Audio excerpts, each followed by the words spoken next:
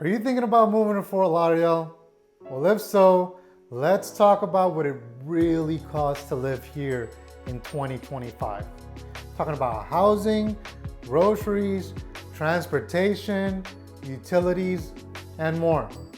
By the way, I'm Juan Yarusi, your South Florida realtor, and over the years, I've been helping folks just like yourself achieve real estate success by navigating the market both in Fort Lauderdale and Miami successfully.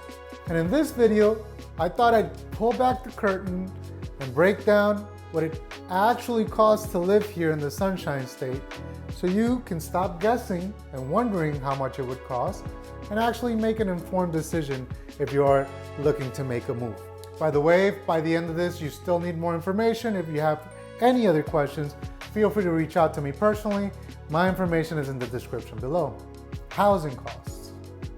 Now, first things first, let's start with the big one, housing.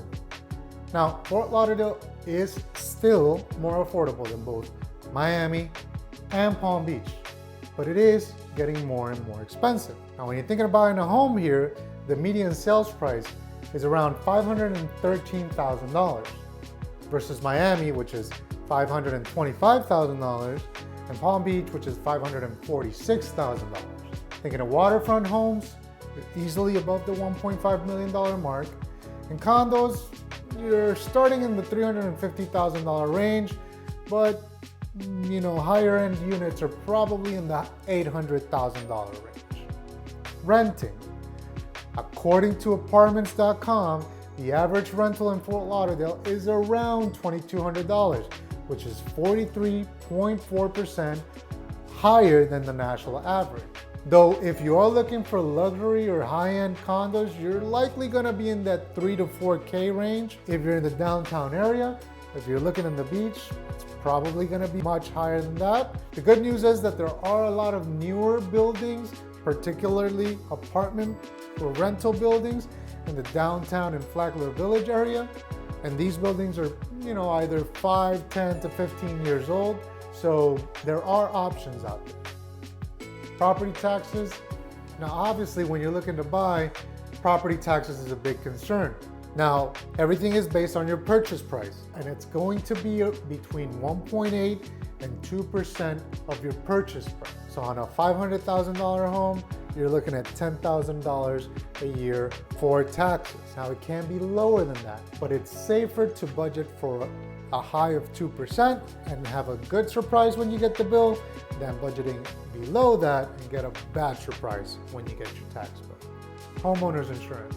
In Fort Lauderdale, the average for homeowners insurance is about $7,900 per year.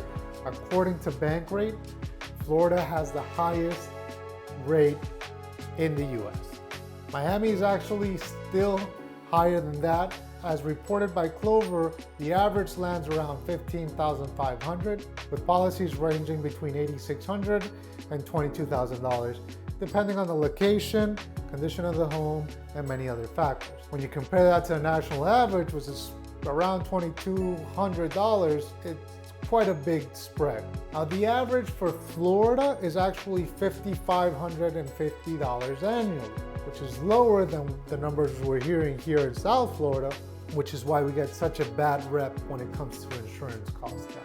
Now, the big caveat here is that for condos, your building insurance is a big chunk of your monthly maintenance due. Or at least most of the time, it's allocated to the wind and flood insurance of the building. So you would still be responsible for something they call personal contents insurance, but that's probably gonna land you between anywhere from $1,500 to $3,000 per year, depending where you end up buying.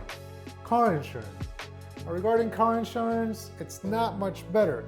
According to Bankrate, Florida drivers pay about $4,200 for full coverage and about $1,100 for minimum coverage. That breaks down roughly to $350 for full coverage and a little less than $100 per month for minimum coverage.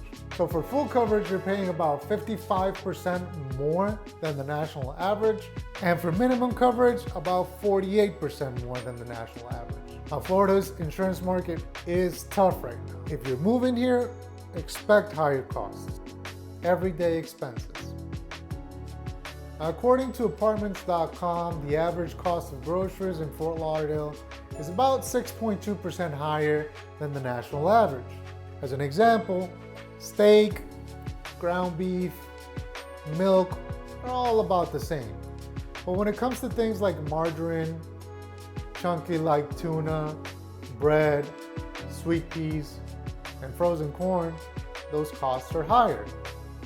There are things that cost less, like fried chicken, banana, and cooking oil. Utilities. Now, your electric bill is probably going to be between $150 to $200 per month. You can blame humidity and your AC for that.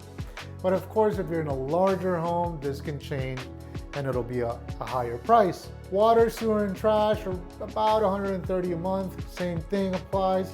But remember that if you are in a condo, this is generally also included in your HOA as an expense, so you wouldn't have to pay for it extra. Internet is gonna range probably between $70 to $120 per month, though a lot of condos also provide that. For gas, you're looking at about $2.80 per gallon. And when it comes to healthcare, you're slightly above the average. Doctor visits are about $125 to $150, while specialists about $200. Now, Florida has no income tax, but everyday expenses can add up, especially housing and insurance. Transportation costs. Now, if you're thinking about public transportation, or you're coming from New York or Chicago or any other city that has good public transportation, here it's slow and it's limited, especially when it comes to the buses. You do have the Bright Line, which is the fast train. That's gonna run you about $10 to $30 per ride each way.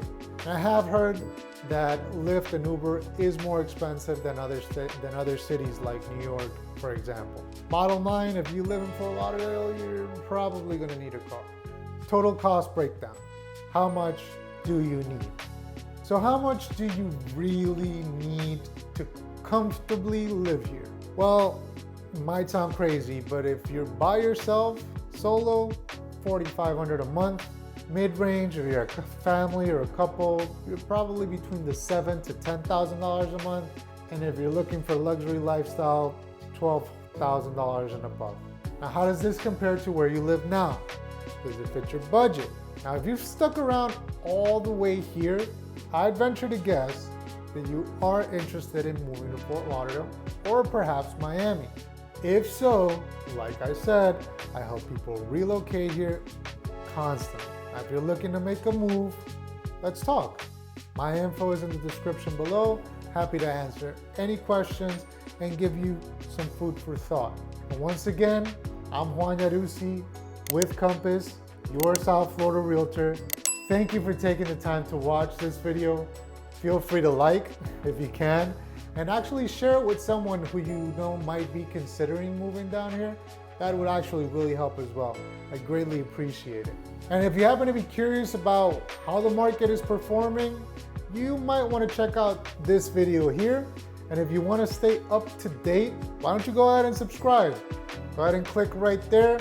I'll keep you up to date with everything that's going on here in the market. Until the next time, stay savvy, stay informed, stay ready, and I'll see you on the next one.